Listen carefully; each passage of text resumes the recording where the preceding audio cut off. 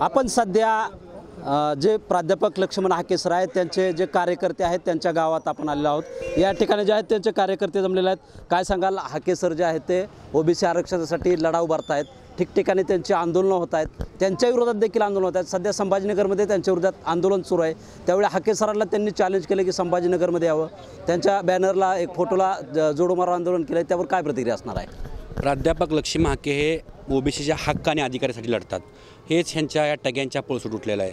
या स्थानिक स्वराज्य संस्थेमधलं टोटली आरक्षण गेलेलं आहे। शहरी भागाचा विचार केला तर महानगरपालिका, नगरपंचायत, नगर परिषद, ग्रामीण भागाचा विचार केला तर पंचायत समिती, ग्रामपंचायत आणि जिल्हा परिषदचं टोटली गोरगरिबाचे, मग कोण कोळे असेल, धनगर असेल, कुंभार असेल, सुतार असेल, त्याचं प्रतिनिधित्व करत होता। ह्या महाराष्ट्र वेगळा झाल्यापासून ह्या महाराष्ट्राच्या विधिमंडळामध्ये विधानसभा असेल आणि विधान परिषद असेल, याचं प्रतिनिधित्व कोणी केलं? ह्या घरंदाज लोकांनी प्रतिनिधित्व केलं।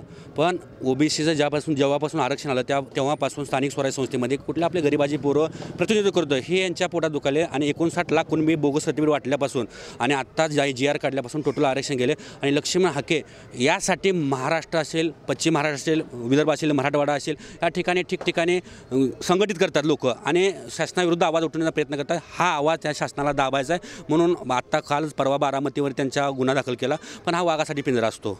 हाके सराला तुम्ही पिंजऱ्यात टाकलं का आणि काय टाकलं तर हा आवाज बंद होणार नाही। 353 विधानसभा मतदारसंघामध्ये 288 टग्यांना या येणाऱ्या विधानसभेला ओबीसी त्यांच्या मताच्या रूपाने उत्तर देईल। अजून देखील आपल्याबरोबर कार्यकर्ते, काय सांगाल, सरांनी बारामतीमध्ये आंदोलन केलं, त्यांच्यावर गुन्हा दाखल झाला, उद्या सर बारामतीला जात आहेत पोलीस स्टेशनला हजर होण्यासाठी, काय प्रतिक्रिया? इथून पुढच्या काळात जर लक्ष्मण हाके सरांच्यावरती जर गुन्हे दाखल करण्याचा आणि त्यांना जर अटक करण्याचा जर प्रयत्न केला तर या महाराष्ट्रातला ओबीसी समाज ज्या ठिकाणी लक्ष्मण हाके सरांच्यावरती गुन्हे दाखल होतील त्या ठिकाणी लक्ष्मण हाके सरांचे आणि ओबीसीचे सर्व कार्यकर्ते हे त्या ठिकाणी जेलभरो आंदोलन करतील। पण या महाराष्ट्रातल्या प्रस्थापितांना एवढंच सांगायचं आहे की एक मेंढपाळाचं पोरगं या महाराष्ट्रातल्या बहुजन समाजाला जागं करतं आहे, हे या महाराष्ट्रातल्या प्रस्थापितांच्या आता पोटात दुखायला लागलेलं आहे। आणि या महाराष्ट्रातल्या प्रस्थापितांना एवढंच वाटतं की या महाराष्ट्रामध्ये आम्हीच राजकारण करावं, आम्हीच सत्ता, आमचेच कारखाने, आमच्याच वायनरी। या महाराष्ट्रामध्ये जो गोंधळ या प्रस्थापितांनी घातलेला आहे तो गोंधळ माननीय लक्ष्मण हाके सर मोडून काढतायत आणि या महाराष्ट्रातले सर्व ओबीसी समाज आज लक्ष्मण हाके सरांच्या पाठीमागं खंबीरपणे उभा राहताना पाहतोय। गेवराईमधलं तुम्ही प्रकरण बघितलं, तिथल्या आमदारांनी सांगितलं की लक्ष्मण हाके सरांनी गेवराईमध्ये येऊन दाखवावं, पण त्या आमदाराला सुद्धा कळालं की हा बहुजनाचा नेता गेवराईसुद्धा येऊ शकतो। पण मला त्या पवारांना एवढंच सांगायचं आहे, तुम्ही जो गुन्हा हाके सरांच्यावरती दाखल केलेला आहे आणि तुमच्या बगलबच्च्यांनी जो गुन्हा दाखल करायला बारामतीत लावलेला आहे त्यांना एवढं सांगा, तुमच्या घरासमोर येऊन सुद्धा माननीय लक्ष्मण हाके सर आंदोलन करतील आणि इथून पुढे जर लक्ष्मण हाके सरांच्यावरती गुन्हे दाखल करण्याचा प्रयत्न आणि त्यांना जर अटक करण्याचा प्रयत्न केला तर या महाराष्ट्रातला ओबीसी समाज ज्या ठिकाणी गुन्हे दाखल होतील त्या ठिकाणी जेलभरो आंदोलन करेल। अजून देखील आपल्याबरोबर कार्यकर्ते आहेत, काय बोलायचं तुम्हाला याबद्दल?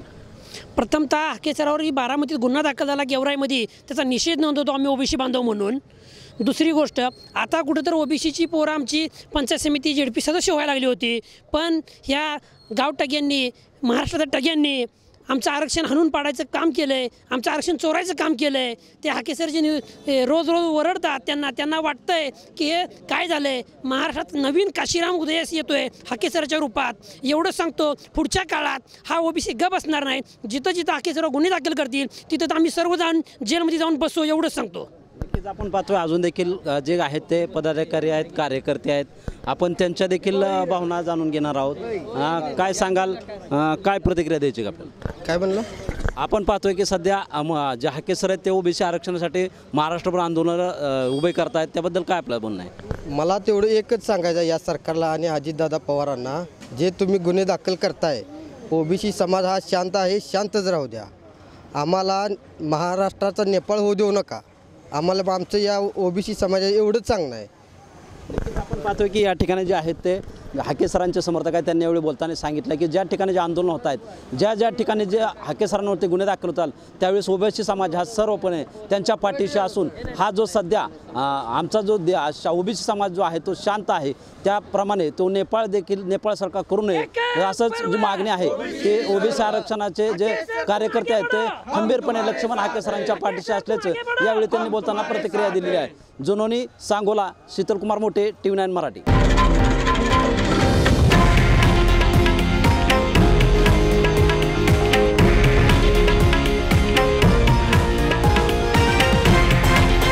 हे आहे देशातील नंबर 1 न्यूज नेटवर्क आणि आपण पाहत आहात TV9 मराठी, एकमेव.